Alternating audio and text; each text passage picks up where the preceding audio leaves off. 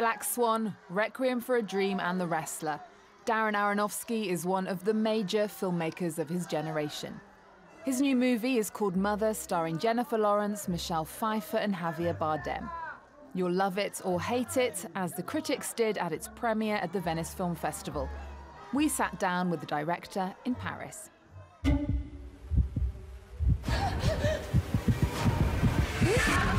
Darren Aronofsky, hello. Hello, how are you? Very well. Now, you thought of and wrote Mother in 5 days. Your other films took years to make. Describe Mother to us.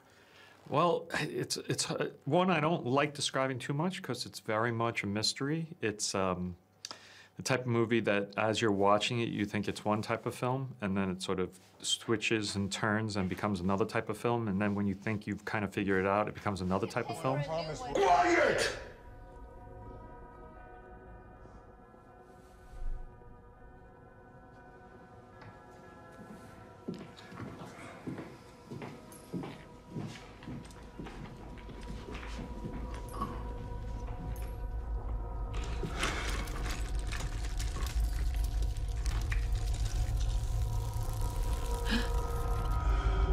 Please. Please! It's supposed to be kind of a fun house or a roller coaster ride, and that's what we were building. That's what we tried to do. Jennifer Lawrence plays Mother. You talked about how in rehearsals you actually had some doubts about her. Why? Well, I didn't really have doubts about her. I just didn't know what she was going to do. Everyone, you know, when you hire an actor, you call all the directors and producers and ask them about that actor, and everyone was saying how exceptional she was and how much talent there was, but she had never done anything like she did in this movie. She always played a very, very different character, and so I didn't know how she was going to approach it. And you know, she's, you know, an autodidact. She completely has taught herself how to act, but also it's similar when she takes on a character. I think for her, she didn't know how she was going to do it either, but she just started to absorb all the information during the 3 months of our rehearsals. And eventually, when she walked on the set, she was just Mother. Why don't you want kids? Excuse me? I saw how you reacted earlier. I know what it's like when you're just starting out and you think you have all the time in the world. And, you know, you're not going to be so young forever. And it was so intense that apparently at one stage she dislocated a rib.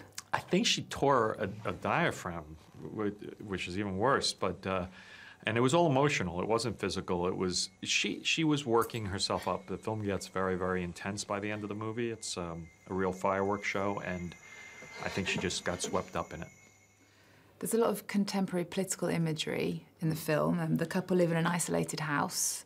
The husband is a famous writer. First of all, the fans come. Then it's protesters. Then it's rioters. Then it's refugees. I won't give too much away. Yeah. But you seem to be saying you can hide all you want, but the world is out there, it's happening, and it's coming to get you. What's your political message? Well, that's an interesting take, what you said. You know, that we are... You know, look, I think the home invasion genre is a great genre. You know, it can be done incredibly well, like Straw Dogs, and it's often sometimes like B-movies. But it's a strong genre because I think everyone can relate to that terror and that fear of your home being invaded by people you don't want to be there. For me, it's a snapshot of the world. I look at my home as the entire planet, not just my place in New York. My boundaries aren't just there, and I think everyone is interconnected, and we're feeling that interconnection. And then when I started to work on this film, I thought about, you know, trying to take that idea that we all are living in this house together and reducing it to a single home and the spirit of Mother Earth inside of it, and to see what would happen when humanity unleashed on it. There's often a religious or spiritual aspect to your work as well, such as in The Fountain and Noah. And Mother is full of religious imagery. For example, Jennifer Lawrence talks about making a paradise like the Garden of Eden, and there are references to Pharaoh's plagues. There's even a kind of Cain and Abel who seem to appear. Why does religion have such a strong presence in your work?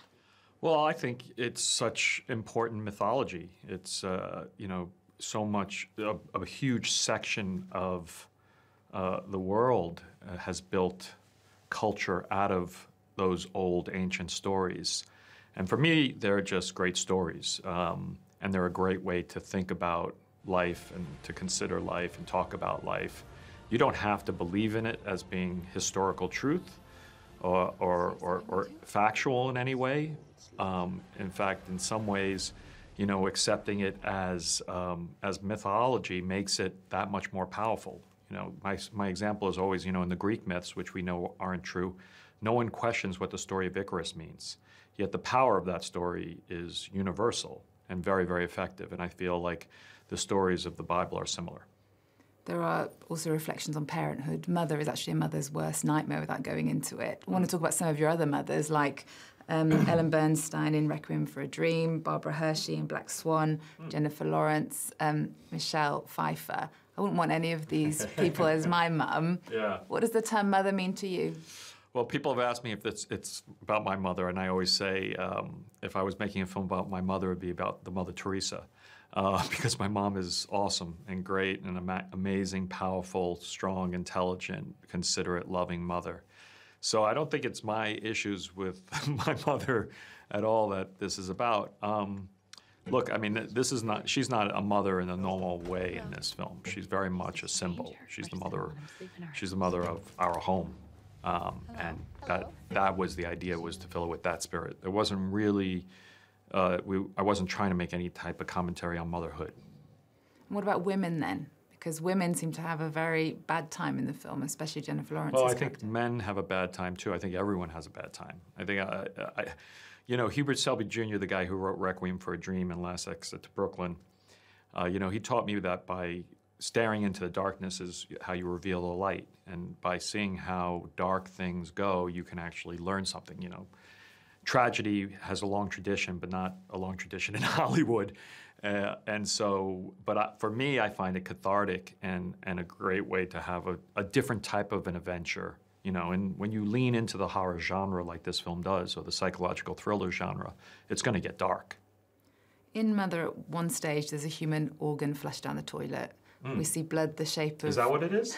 We see, I didn't want to give too much away, that we see blood the shape of a vagina on the floor. Is that what it is? Wow, you're seeing deep into it. The film is intent of putting this woman through hell. Are you deliberately trying to sort of attack, to shock the audience?